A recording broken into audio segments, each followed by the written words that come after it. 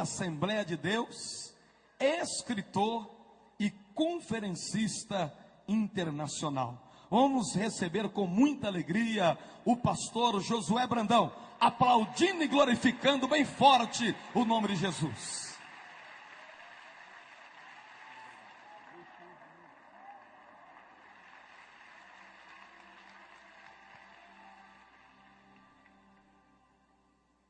Louvado seja para sempre o nome bendito e santo de Jesus, porque dele e por ele e para ele são todas as coisas.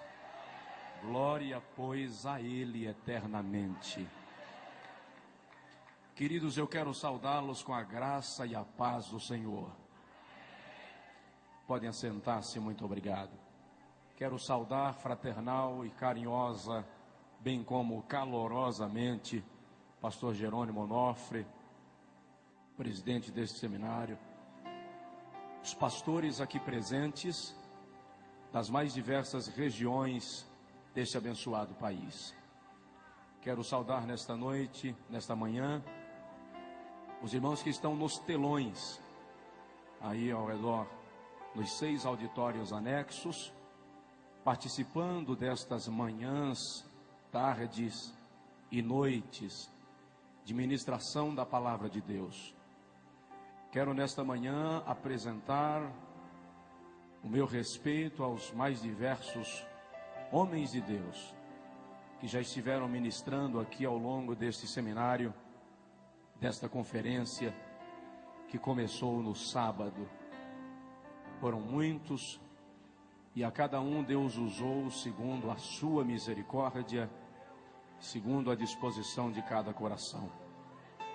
Deus continue abençoando pastor Jorge Linhares, pastor Silmar, pastor Marco Feliciano, pastor Abílio Santana, pastor Jerônimo, os outros pastores que ministraram, pastor Nelson Rocha, nosso amigo e companheiro, todos os pastores que ministraram aqui nesse seminário. Mão de Deus continue estendida sobre cada um. Eu gostaria que os irmãos me permitissem apresentar uma pessoa que é muito especial, mesmo porque Deus confiou a esta pessoa a responsabilidade de me educar, de formar meu caráter e de me ensinar nos caminhos de Cristo.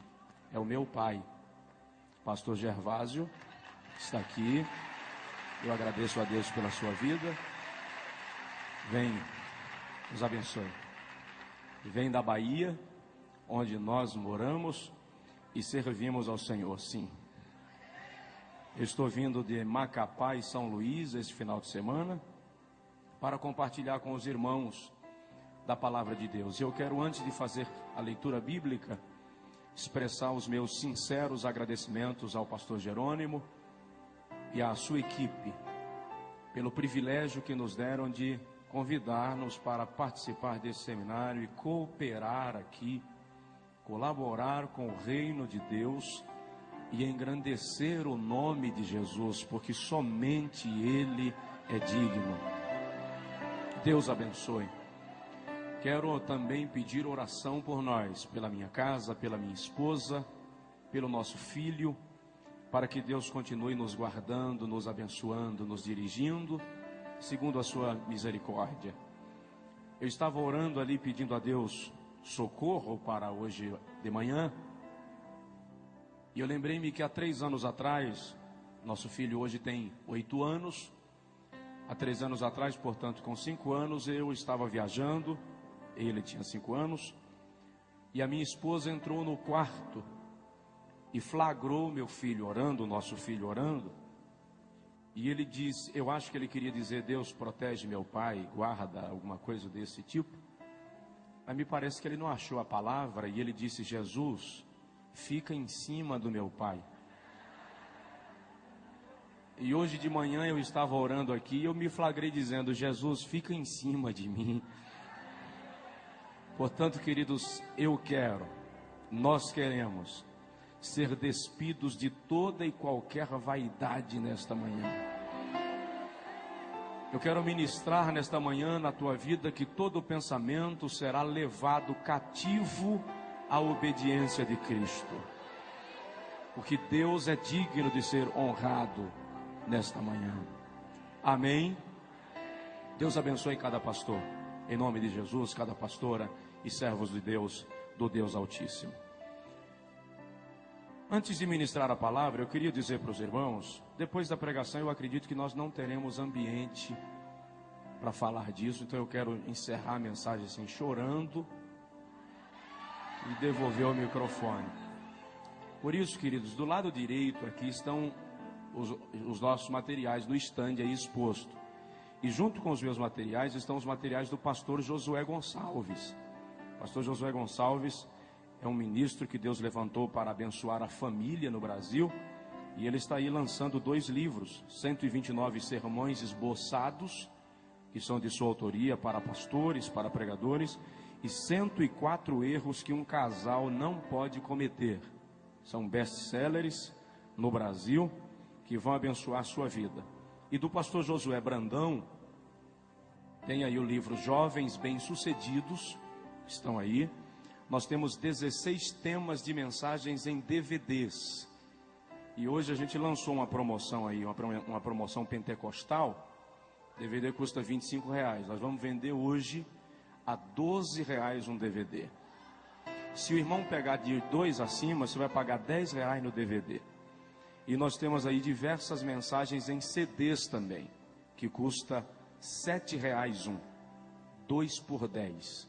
São mais de 20 temas de pregações que o irmão pode adquirir. Nós temos aí inclusive mensagens ministradas lá no Congresso Nacional de líderes e esposas de pastores do Evangelho Quadrangular, que foi lá em Foz do Iguaçu, no mês de novembro do ano passado, e nós estivemos compartilhando com as nossas distintas irmãs lá, e eu acredito que vai abençoar a sua vida. Na saída, no estande aqui da direita, vão poder adquirir.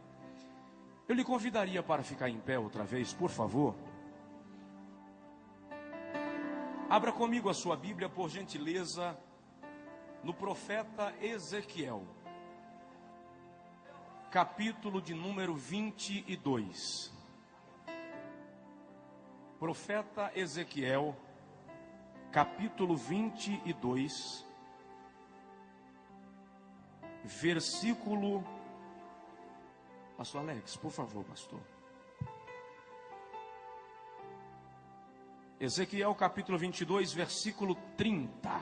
Aí nos telões, diante dos telões, abra conosco também a sua Bíblia, por favor. Diz assim, Ezequiel 22, 30. E busquei entre eles um homem que tapasse o muro e se colocasse na brecha perante mim, por esta terra, para que eu não a destruísse, mas a ninguém achei. E busquei dentre eles um homem que tapasse o muro e se colocasse na brecha perante mim, por esta terra, para que eu não a destruísse, mas a ninguém achei. O tema deste congresso diz: produzindo por 1000 homens. Diz aí para o irmão do seu lado: você vai sair daqui para multiplicar. Levante a sua mão comigo assim, por favor, e diga comigo: Senhor Deus, eu quero que a tua palavra seja profecia para a minha vida, e eu te darei a honra e a glória para sempre. Amém. Antes de sentar, dá uma cotoveladinha no vizinho e diz para ele: dar glória a Deus aqui é de graça.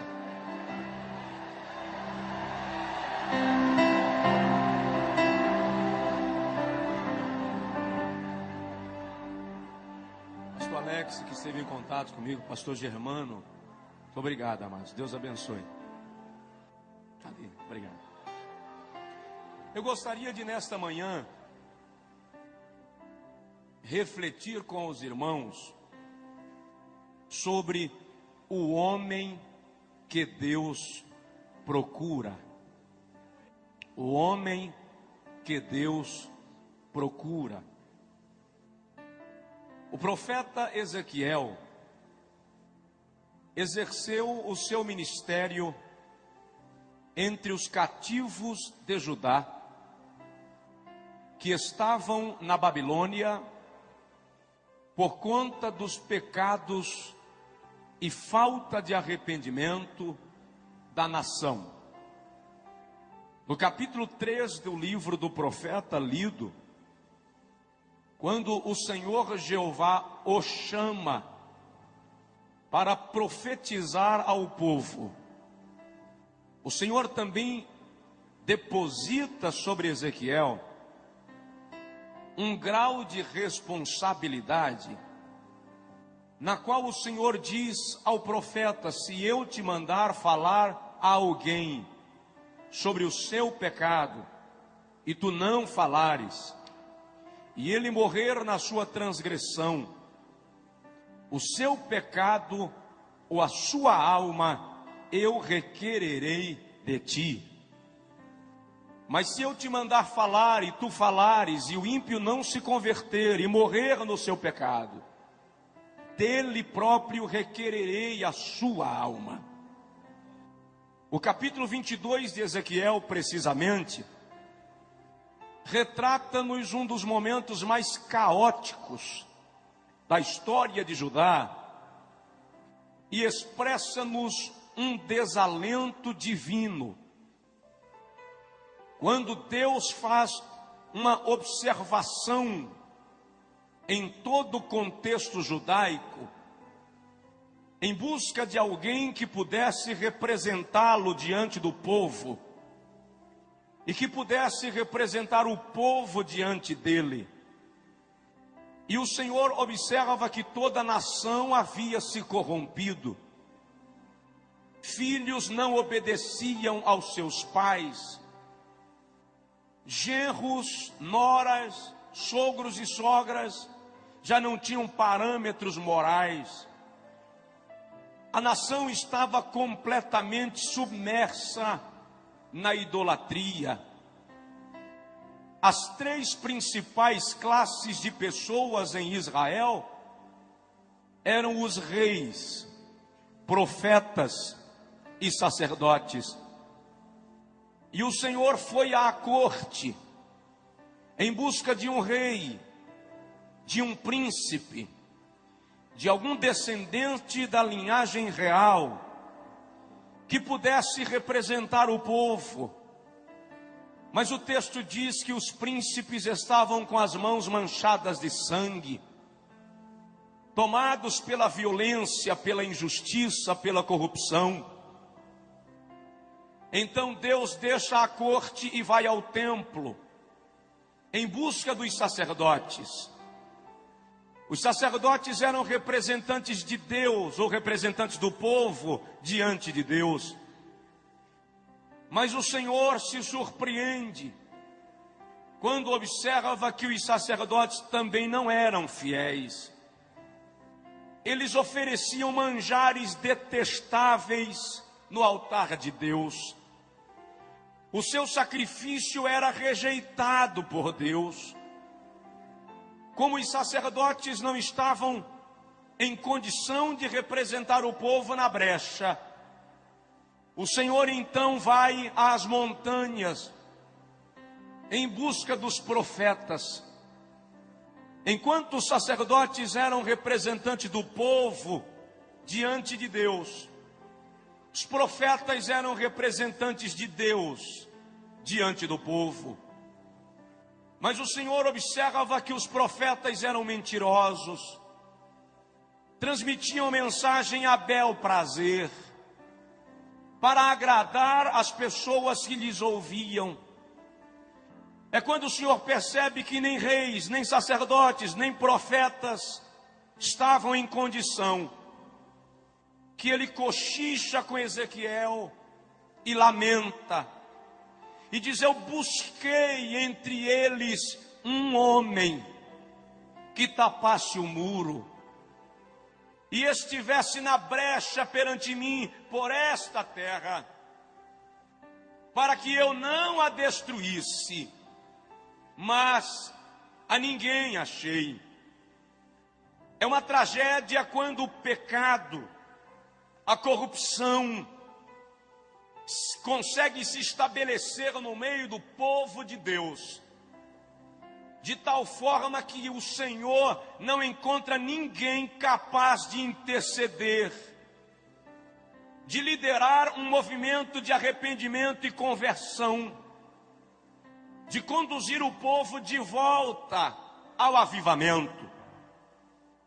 A igreja moderna está tendendo, está caminhando num rumo de secularismo, num rumo de vaidade e de pecado tão perigoso, que nós estamos começando a nos silenciar como aqueles homens de Judá.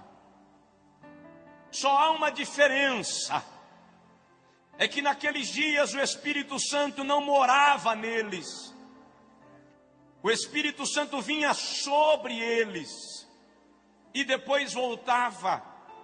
Hoje, porém, na dispensação da graça, o Espírito Santo está em nós. Outro dia eu ouvi um pregador dizer que se faltarem homens, Deus vai usar jumenta. Eu disse para ele: no Brasil, jumenta não fala, porque Deus tem homens e mulheres comprometidos com Ele, para profetizar a sua palavra. Quando Golias desafiou a Israel para pelejar, em 1 Samuel capítulo 17, Golias disse: se houver em Israel um homem capaz de lutar comigo e vencer, eu e os filisteus seremos vossos escravos.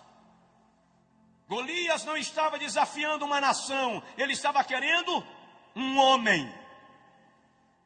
Quando Charles Spurgeon pregava em Chicago, ele disse: o mundo ainda não viu o que Deus pode fazer por meio de um homem que entregar-se nas suas mãos sem reservas. Levantou-se um jovem do final do auditório, veio em direção ao pregador, de pequena estatura, rechonchudo, e ele disse ao pastor Spurgeon: eu quero ser este homem que o senhor acaba de falar. Spurgeon orou por ele. Dwight Lyman Moody é o nome daquele jovem que antes de morrer ganhou para Jesus mais de 1 milhão de almas. Deus está procurando um homem. Quando a seleção brasileira vai jogar, o Brasil para. Se for final de Copa, as fábricas fecham mais cedo.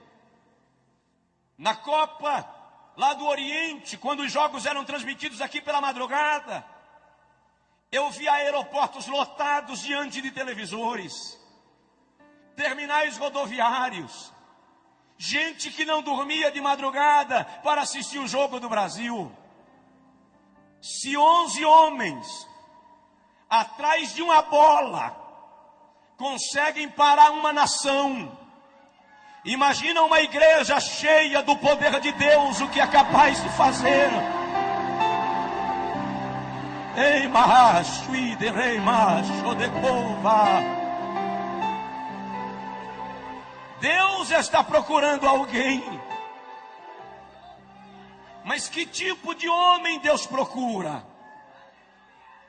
Procuraria Deus um galã para representá-lo nos púlpitos das igrejas. Não, absolutamente, Deus não é diretor de novelas. Procuraria Deus um homem esteticamente perfeito para representá-lo? Não, Deus não é estilista. O homem que Deus procura, em primeiro lugar, tem que ser arrependido como Isaías. Quando o profeta Isaías escreve o capítulo 6, ele diz: no ano em que morreu o rei Uzias, eu vi o Senhor em um alto e sublime trono, e a orla do seu manto cobria os umbrais, e a casa se encheu de glória. E Isaías diz: eu vi serafins. A palavra serafins significa ardentes, aquele que está em chamas.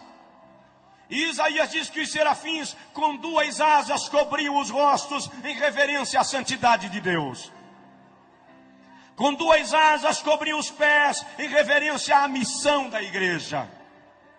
E com duas asas voavam numa disposição de servir.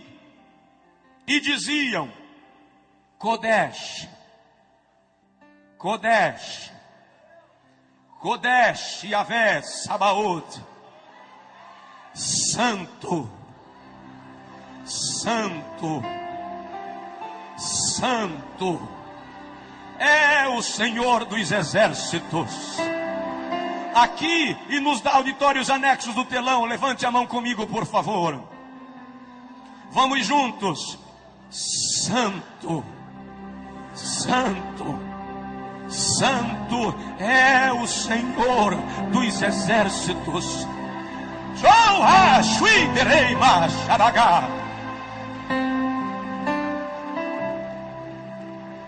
Quando Isaías viu aquilo, ele caiu e disse: ai de mim, que vou perecendo, porque eu sou um homem de lábios impuros, e habito no meio de um povo de impuros lábios, e os meus olhos viram o Rei, o Senhor dos exércitos.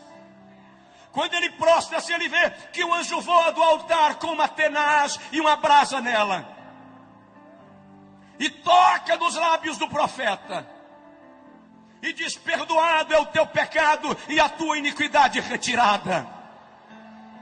É aí que Isaías ouve o Senhor declarar: a quem enviarei? E quem há de ir por nós? Deus não pode usar um homem que não se arrepende. Sinceramente, querido, Deus não espera que você não peque. Deus não espera que você não falhe. Mas Deus espera que você não permaneça no pecado. Salmo 32:5, o salmista diz: confessei-te o meu pecado e a minha iniquidade não encobri. Salmos 66, 18 e 19, ele diz assim: se eu tivesse guardado o pecado no meu coração, o Senhor não teria me ouvido, mas graças a Deus que o Senhor atendeu a voz da minha oração. Nós estamos vivendo dias distintos de Deus, que o Espírito Santo vai gerar na igreja uma sede de pureza, de santidade, que vai fazer com que o pecado comece a sair de entre nós. Ninguém se engane, a figueira vai balançar, o dono da casa vai varrer a casa, e vai achar a dracma perdida, e vai nos comprometer mais com ele. A Bíblia diz que há 2 advogados que trabalham 24 horas em torno do nosso nome. Está escrito em Apocalipse capítulo 12, versículo 9, que Satanás, de dia e de noite, nos acusa diante de Deus. Mas está escrito na primeira epístola de João, capítulo 2, versículo 1, que se pecarmos, Temos um advogado perante o Pai, Jesus Cristo, o justo. E eu entendo, é possível que hajam advogados aqui. Eu entendo que quando Satanás chega lá em cima e diz: meritíssimo juiz, o Josué falhou. Olha, aquele homem lá que pastoreia, aquela pastora, aquele jovem, ele infringiu tua lei. É réu de juízo. Quando o juiz pega a sentença e olha, o nosso advogado de defesa bate a mesa e diz: protesto meritíssimo. Eis nas minhas mãos marcas dos cravos e do lado marca da lança, por onde derramei sangue para purificar este homem, essa mulher. Dá uma sacudida no teu vizinho e diz para ele: alegre-se, Jesus lhe perdoou. Alegre-se, Jesus lhe perdoou. Ora, madre dei barraço e derramando managá. Obrigado. Segundo lugar, Deus está procurando um homem quebrantado como Jeremias. O Senhor não suporta dividir sua glória com ninguém. A glória é uma propriedade exclusiva de Deus. Salmos 51, 17, o salmista diz: o sacrifício aceitável a Deus é um coração quebrantado. E a um coração quebrantado e contrito, tu não desprezarás, ó Deus. O vocábulo quebrantado ali vem do hebraico dakar, e significa esmiuçar, fazer virar pó, anular. É o homem descer do pedestal, perder a pose, deixar de ser centro e se render à plenitude de Deus. Eu ouvi um dia um pregador dizer: levei Jeová no canto da parede. Quando ele terminou de pregar, eu falei com ele: você levou uma aranha. Jeová não vai ao canto da parede. Não vai. A Bíblia diz no Salmo 148 que ele chama as estrelas pelos nomes. A Bíblia diz em Isaías 40 que ele pesa os montes em balança penduradas em seu dedo. A Bíblia diz em Naum que as nuvens são a poeira dos seus pés. Em Jó 39, 27, ele diz assim: Jó, eu chamo os raios pelos nomes. Eles se apresentam a mim e dizem-me: eis-nos aqui. Quem sou eu para levar no canto da parede quem chama raio pelo nome, irmão? Nós temos aqui fazer como Jeremias. No capítulo 9, versículo 1, ele diz: quiçá, quem dera, minha cabeça se transformasse em águas, e os meus olhos em fonte de lágrimas, e eu choraria de dia e de noite os mortos da filha do meu povo. Deus está em busca de alguém que chore. Deus está em busca de alguém que derrame lágrimas. Só levamos o lenço para a igreja quando estamos gripados hoje em dia. Mas a vontade de Deus é que nos ajoelhemos para chorar na sua presença. Em Ezequiel capítulo 9, Ezequiel teve uma visão. Ele viu homens armados entrando em Jerusalém. E Ezequiel ouviu quando o Senhor disse aos homens armados: matem homens e mulheres, velhos e crianças, não poupem ninguém. E enquanto os homens entravam em Jerusalém, Ezequiel viu alguém aparecer com um tintureiro na mão. E Ezequiel ouviu quando o Senhor disse aos homens armados: parem, esperem, até que sejam marcados com tinta aqueles que ainda choram no meu altar, depois matai o resto. Deus quer alguém que chore na sua presença, alguém que derrame a alma, alguém que perca o sono de madrugada para chorar por alguma causa. Deus está querendo alguém que mais do que fazer graça, se quebrante perante Ele, que mais do que falar de si próprio, experimente seu poder. Você pode não ser um grande pregador, você pode não ser conhecido nem na tua igreja, mas se você chora, Deus conhece você, e isso é o que importa. Oh, aleluia! Está na hora de chorar. Diz aí para o irmão do seu lado: Deus está procurando quem chora.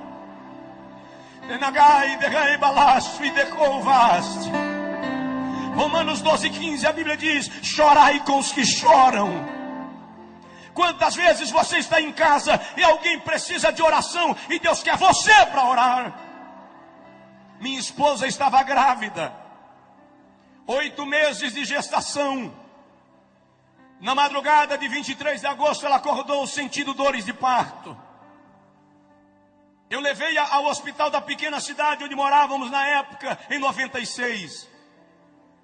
Quando eu cheguei lá, a chefe de enfermagem disse: pastor, tira ela daqui, leva para outra cidade vizinha, Jacobina, porque aqui não resolve.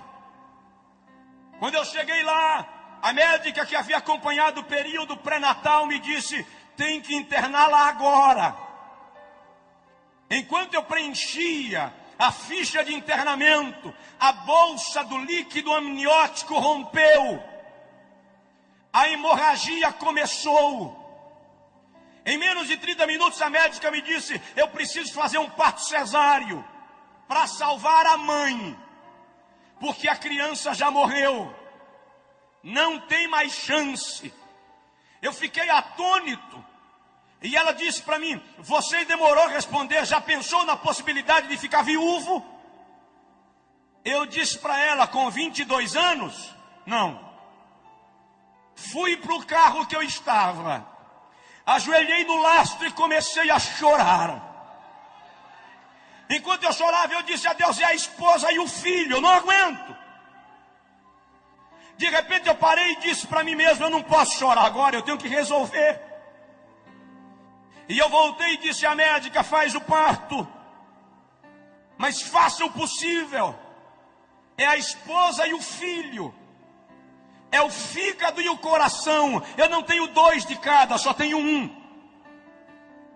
11h30, minha esposa entrou no centro cirúrgico e eu não podia orar. Eu media os corredores da clínica, mas a 200 quilômetros, Deus levantou uma irmã que preparava o almoço e disse para ela: Deusa, deixa o almoço queimar e vai orar por Josué, porque grande é a luta. Eu disse para ela, depois que ela desobedeceu, Deus mandou ela deixar o almoço queimar, e ela desligou o fogo. Mas ela foi orar, e enquanto ela clamava, orava, o Senhor disse: clama, porque grande é a angústia. 2h25 da tarde, o Senhor falou com a irmã Deusa: levante, que eu já fiz o milagre. 2h30, o pediatra saiu do centro cirúrgico e ele não falava, ele gritava, ele dizia assim: Deus está nesse lugar, Deus fez um milagre, Deus fez um milagre. Eu perguntei: doutor, como é que está minha esposa? Ele me segurou e disse: eu estou te dizendo que Deus fez um milagre, a tua esposa está bem e o teu filho fora de perigo, porque Deus é fiel. Chora. Anteontem em São Luís, uma irmã me disse: pastor, já pensei 2 vezes em largar meu marido. Eu disse: não larga não. Ela disse: por que vocês só dizem não larga não? Eu falei com ela: porque chorar resolve. Chora na presença de Deus. Terceiro lugar, Deus está procurando um homem obediente como Abraão. Gênesis capítulo 12, versículo 1. O Senhor aparece a Abraão, e diz: sai-te da tua terra, casa do teu pai, do meio da tua parentela, para a terra que eu haverei de te mostrar. E eu engrandecerei o teu nome, e te abençoarei, e tu serás uma bênção. E abençoarei os que te abençoarem, e amaldiçoarei aos que te amaldiçoarem. E em ti serão benditas todas as famílias da terra. Gênesis 12 diz: partiu, pois, Abrão conforme o Senhor lhe ordenara. Quer saber de uma coisa? O grande problema da religiosidade é que ela está formando crentes de sacrifícios e não crentes de obediência. Por qualquer problema, eu quero pagar o preço. Eu faço uma corrente de 7 semanas. Eu faço 7 vigílias. Por qualquer coisa, eu faço uma campanha de jejum. Não pelo prazer, pelo sacrifício. E depois tem irmão que diz assim: eu recebi porque paguei o preço. Se fosse para eu pagar o preço, o Calvário não existiria. Quem pagou o preço foi Jesus. Tu recebes pela graça. Eu não estou dizendo para você não jejuar, não. Jejue. Faça campanhas de oração, faça corrente, não tem problema. Mas não faça pelo sacrifício, faça pelo prazer de estar na presença de Deus. Faça pelo prazer de se comungar com Deus. O outro problema hoje é que muita gente que quer obedecer a Deus está querendo garantias palpáveis, está querendo saber qual vai ser o retorno. E nesta noite eu quero lhe dizer, desta manhã, que Deus não dá garantias palpáveis a ninguém. Obedecer a Deus é questão de fé. Se você crê nele, ele cuida de você. Dá uma olhadinha no teu vizinho e diz para ele: obedeça. Irmão, se Deus lhe mandar sentar, nem olhe se tem cadeira, sente. Se Deus lhe mandar ir, vá, porque Ele vai contigo. Homens obedientes como Abraão. Em quarto lugar, Deus está procurando homens, além de arrependidos como Isaías, quebrantados como Jeremias, obedientes como Abraão. Ele está procurando homens restaurados como Pedro. Não funciona, querido, maquiar a vida espiritual e se apresentar como se fosse teatro. A vida cristã não pode ser movida de atrizismo, de representação, de hipocrisia. A vida cristã não pode ser como carro velho, enferrujado, de pneu liso, motor batido, que você reforma a chaparia, pinta o carro, coloca pneu novo e deixa o motor queimando óleo. Eu posso até enganar você com a minha aparência, mas eu não poderei enganar aquele que conhece e sonda os corações dos homens. É por essa razão que Deus quer nos restaurar de dentro para fora. Eu lembro agora de um grande amigo de Jesus, Pedro. Pedro falhou feio com Jesus. Jesus estava sendo julgado e Pedro estava se aquecendo lá fora. De repente alguém olhou para Pedro no meio do círculo e disse: você parece com o Nazareno. Pedro disse: nunca ouvi falar. Saiu para o vestiário. Quando chegou lá, a empregada de Pilatos, arrumando os armários, olhou para Pedro e disse: eu acho que já vi você andando com o Nazareno. A Bíblia diz, Lucas diz, que Pedro saiu resmungando, reclamando. Eu imagino Pedro nervoso, dando tapa na parede. Enquanto ele passou reclamando, alguém disse: a tua fala te condena. Crente até nervoso parece crente. Lucas diz que quando Pedro negou a terceira vez, só Lucas dá esse detalhe, ele diz que Jesus olhou para Pedro. Jesus não disse nada, apenas olhou para Pedro. O olhar de Jesus arrebentou Pedro. E Pedro foi chorar amargamente. Andei com ele 3 anos e o neguei. Eu caminhei sobre as águas. Fui eu quem tirei a moeda da boca do peixe. Como é que eu posso ter negado? E Pedro chora. Mas Jesus ressuscitou. Ele não ficou no túmulo. Quando Jesus ressuscita, Marcos 16, as mulheres vêm, voltam correndo com a notícia, e Maria Madalena fica lá. De repente aparece o mestre e diz Maria.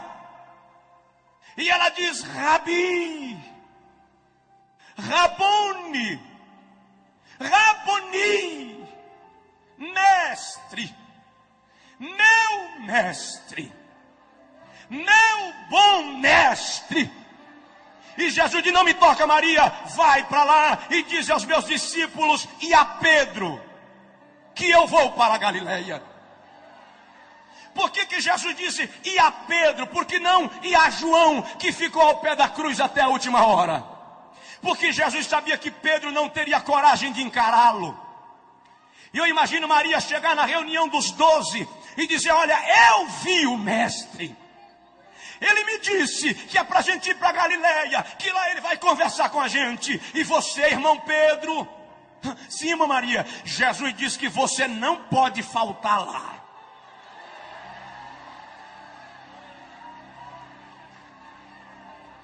Em João capítulo 21, quando Jesus chega à beira do mar da Galileia, Pedro e João estavam pescando.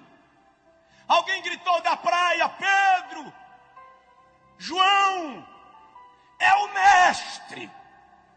João pulou dentro da água e veio em direção ao mestre. Pedro pulou dentro da água e se escondeu atrás do barco. Ele não tinha coragem de ver Jesus. Mas Jesus ficou lá fora comendo peixe com mel e esperando Pedro voltar.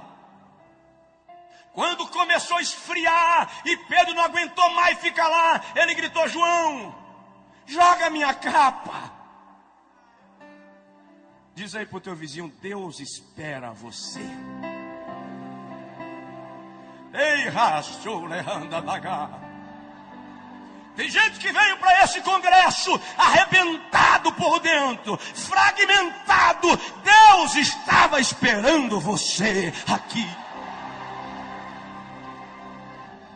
Pedro saiu meio sem graça, não se envolveu com o grupo, ficou meio de fora, todo mundo comia peixe. De repente Pedro se sente à vontade, vai lá, tira um pedacinho do peixe. Quando ele vai pegando, Jesus diz, Pedro, João 21:15. Pedro disse, sim, mestre, você me ama? Pedro para e diz, Senhor, eu gosto de ti. Na versão portuguesa está eu te amo, mas o amor fileó é gostar. Jesus diz, tá, Pedro, come o peixe. Pedro come, se sente já meio à vontade, vai pegar de novo um pedacinho de peixe. Quando vai pegando, o mestre diz, Pedro, sim senhor, você me ama, Pedro? Senhor, eu gosto muito de ti, agapaó. Come, Pedro. E Pedro vai comendo e vai se envolvendo. Quando ele vai de novo, o mestre diz, Pedro, sim, Senhor, você me ama. A Bíblia diz que Pedro entristeceu-se. Mas aquela tristeza é porque Jesus atingiu a ferida de Pedro. Jesus chegou no problema de Pedro. Ele tirou o cascão. Pedro olhou para o mestre e disse: Senhor, tu sabes que eu te amo. Jesus estava restaurando Pedro. Jesus estava refazendo a vida de Pedro. Depois é Pedro que aparece em Atos 3,19, num dos versículos mais belos das pregações de Pedro, quando ele diz: convertei-vos e virá os tempos do refrigério. Tempo de refrigério no original grego é tempo de restauração. Deus não lhe chamou para viver despedaçado e no prejuízo da fé. Ele quer restaurar a tua vida. Deus quer restaurar as tuas emoções, curar a tua alma. Esposa, tu que viestes ferida e Satanás te convenceu que os homens são todos iguais, ninguém presta. Eu vim te dizer nesta manhã que o Espírito de Deus quer curar o teu coração. Ele quer te fazer voltar para casa abençoada. Levante a sua mão assim comigo, por favor, aqui nos telões, e diga comigo: Senhor Jesus, eu quero ser um instrumento de restauração.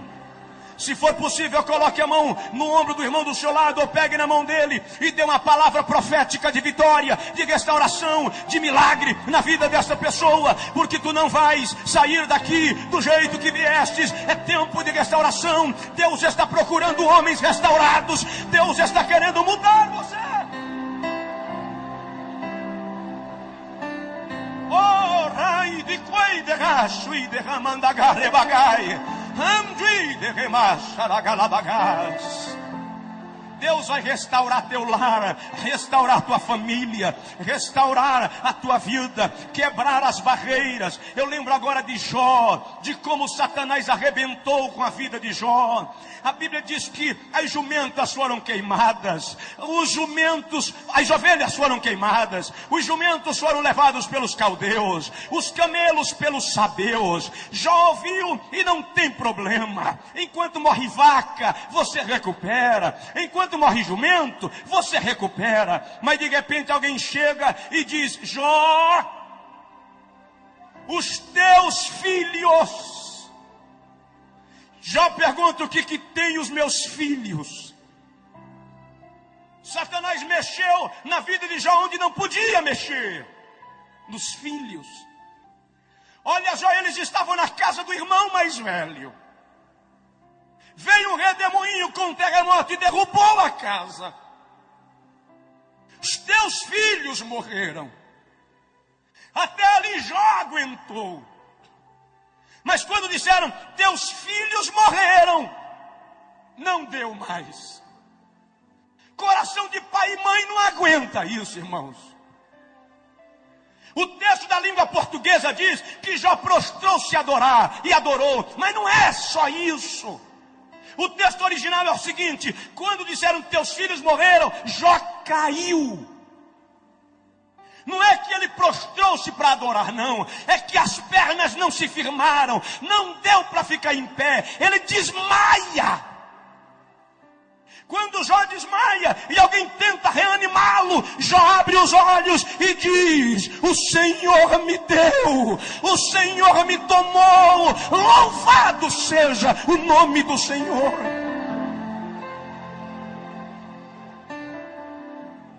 Depois Satanás fere a Jó de úlceras malignas, da planta do pé à cabeça.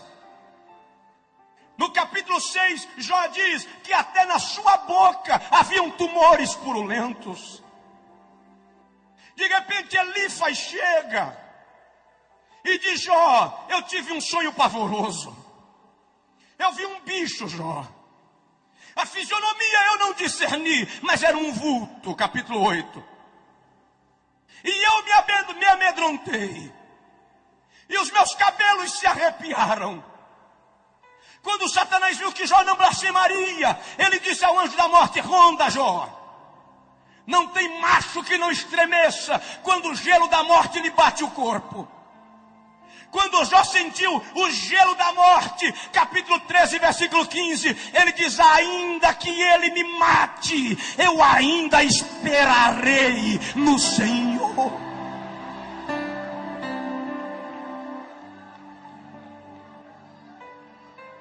Os amigos de Jó chegaram e disseram: Jó, você pecou. Você deve ter feito algo grave para estar nessa situação. E eles começam a discorrer sabedoria. E o livro de Jó é um dos mais ricos em sabedoria e em ciência. Enquanto eles falam, Jó olha para eles e diz: vocês são inteligentes. Vocês sabem de muitas coisas. Mas eu sei de uma que vocês não sabem. Jó, nessa situação, você consegue saber de quê? Eu sei que o meu Redentor vive, e um dia ele se levantará sobre a terra. Dá uma sacudida no teu vizinho e diz: o Redentor se levantou para você. O Redentor se levantou para você. O Redentor se levantou para você. Eu já vou terminar. Oh, abagamanama, suite plas. Sabe de uma coisa que eu quero citar nesta manhã, que não estava naquilo que eu planejava, mas me veio agora. Diz aí para o seu vizinho: Satanás não pode tocar em você. Mas ele tocou em Jó, pastor. Vou lhe mostrar que ele não pode tocar em você. Eu li o livro de Jó versículo por versículo. Estudei versículo por versículo. Eu queria entender por que Deus permitiu aquilo. Eu observei, por exemplo, que por 33 vezes Jó pergunta a Deus por quê. Nem ele entendia. Por 16 vezes Jó lamenta o seu estado. No capítulo 16 ele diz: a minha face está inchada de chorar a falta daqueles que rodeavam a minha mesa, os filhos. No capítulo 11 ele diz: a minha pele se me apega ao corpo, porque aqueles que alegravam a minha casa já não estão comigo.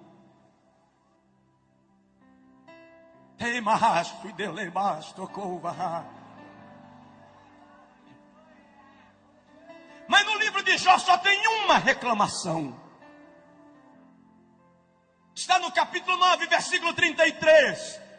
Quando Jó diz: se eu tivesse um árbitro, se eu tivesse um intercessor, se eu tivesse um sacerdote que julgasse a minha causa diante do Todo-Poderoso, eu não estaria assim. Jó sentiu falta de quem? De Jesus. Jó sentiu falta de Jesus. Em Lucas 22, 31, Jesus chega para Pedro e diz: Pedro, Satanás pediu ao Pai para te peneirar como trigo. Como se dissesse: Satanás quis fazer com você o que fez com Jó. Mas eu roguei ao Pai por ti, para que a tua fé não desfaleça. Quer saber de uma coisa, pastores? Quando Satanás chega lá em cima e diz: Jeová, eu quero dar uma sacudida no pastor Jerônimo, eu quero dar uma balançada no Josué, eu quero pegar aquela pastora e passar rasteira nela, Jesus atravessa na frente e diz: Pai, ele não, Pai, ela não, porque são meus e eu tenho compromisso com eles. Fica de pé, por favor, em nome de Jesus. Lei, Pai, derramai, decova, xaragalabagobecaçute plast. Dá um abraço no teu vizinho, se possível, um aperto de mão, e diz para ele: Satanás não vai tocar em você. Satanás não vai tocar em você. Satanás não vai tocar em você. Oh, rei, nos telões, nos auditórios anexos, é tempo de restauração, é tempo de vitória.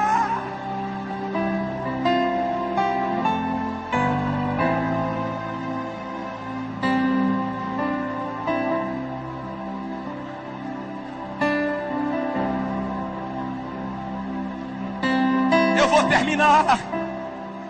Deus procura um homem adorador como Davi.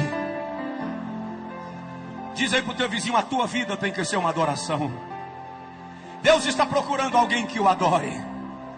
A Bíblia diz que o Pai procura verdadeiros adoradores que o adorem em espírito e em verdade. Eu não vou tomar mais tempo nesse tópico da mensagem, porque eu quero orar com você. Mas adorar é mais do que levantar a mão. Adorar é mais do que dançar. Adorar é mais do que pregar. Adorar é proskeneu, submeter-se, prostrar-se e homenagear. A minha vida tem que ser uma homenagem a Deus. O meu dia a dia tem que ser uma homenagem a Deus. Você não adora só quando está na igreja. Você adora quando paga suas dívidas. Você adora quando sai com a tua esposa. Você adora quando brinca com teu filho. Você adora na maneira de se vestir. Você adora na maneira de falar. Você adora porque Deus é digno de adoração. Sabe o que eu lembro agora? Apocalipse 4:8. João diz que 4 seres viventes do lado do trono dizem: Santo, Santo, Santo é o Senhor Deus nosso, o que era, o que é e o que há de vir. Quando eles terminam, a Bíblia diz que os 24 anciãos lançam suas coroas diante do trono e dizem: digno de receber honra, glória, louvor pelos séculos dos séculos. Quando eles terminam, a Bíblia diz que vem um coral de anjos, formado por miríades de miríades e milhares de milhares. E eles tomam as suas harpas e começam a dizer: digno é o Cordeiro de receber a honra e a glória e a majestade pelos séculos dos séculos. De repente João presencia o maior coral da história. Ele diz: toda criatura no céu e na terra e debaixo da terra começa a cantar e dizer: ao que está sentado no trono e ao Cordeiro seja o louvor e a honra e a glória pelos séculos dos séculos.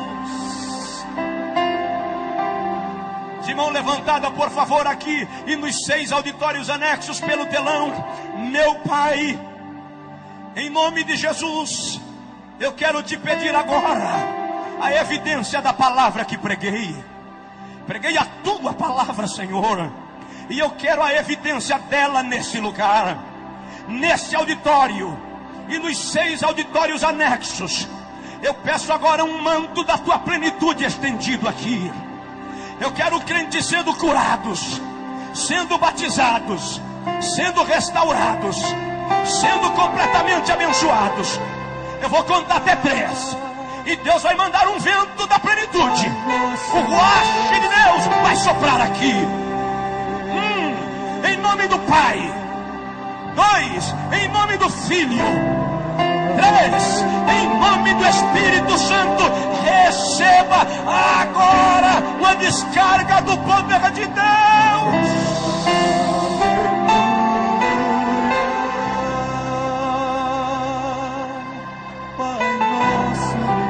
Era bagai, de quem o hiperfaça da garabaga. Deus está procurando um homem. Deus está procurando você. Ele te encontrou hoje de manhã. Receba a graça. Louve, adore, adore, adore, adore, adore, adore, adore, adore, adore, adore, adore. Adore, apenas adore. Apenas adore, apenas adore. Tem gente que não está aguentando o poder de Deus, está ajoelhando, está caindo, está se prostrando. Lá nos auditórios anexos, pelo telão, receba a plenitude do Espírito de Deus na sua vida. Receba o Espírito de Deus enchendo sua vida.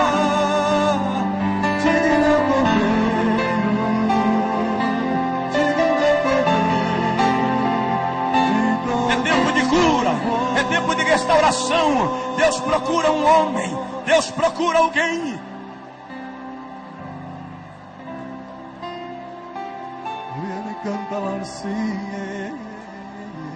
Quem pode, cante, toda a igreja. Aleluia. Todo auditório aqui e nos anexos, comece a exaltar. O Pai procura verdadeiros adoradores.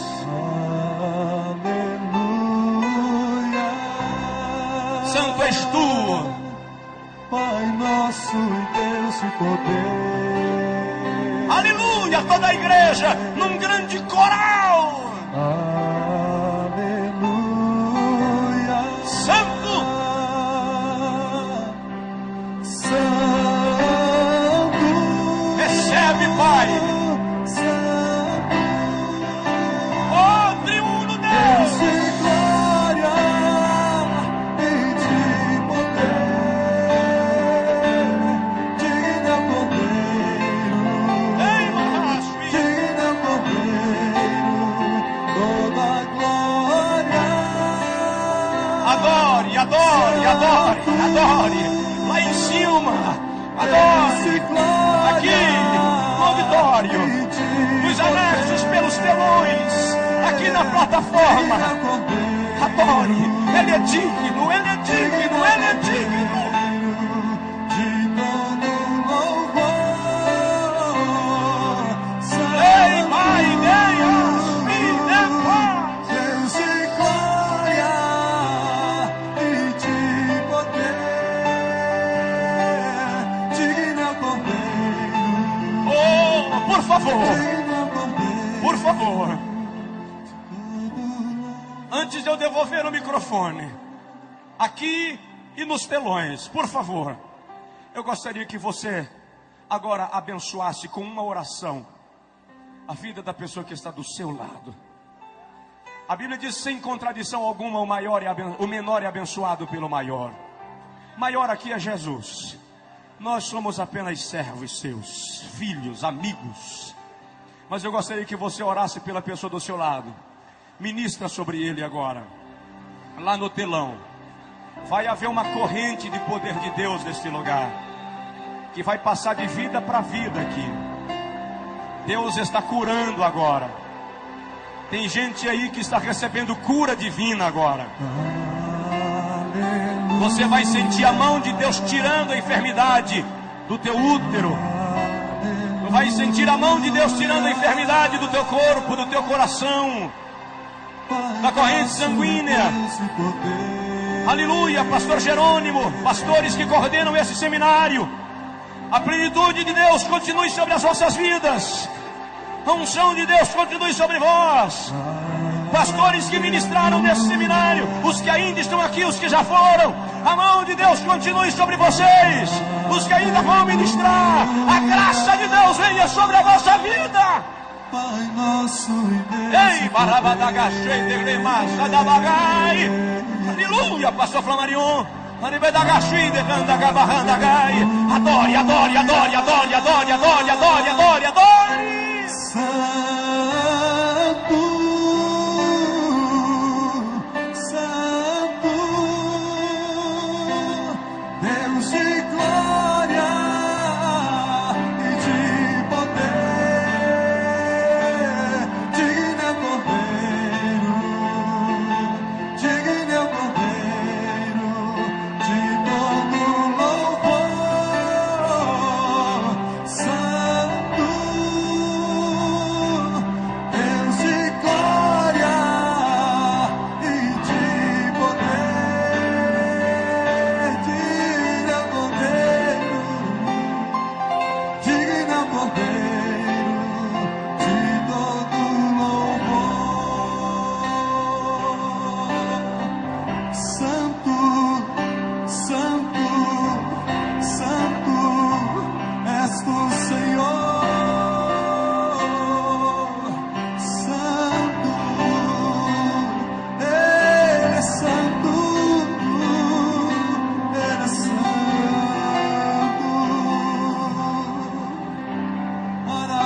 nosso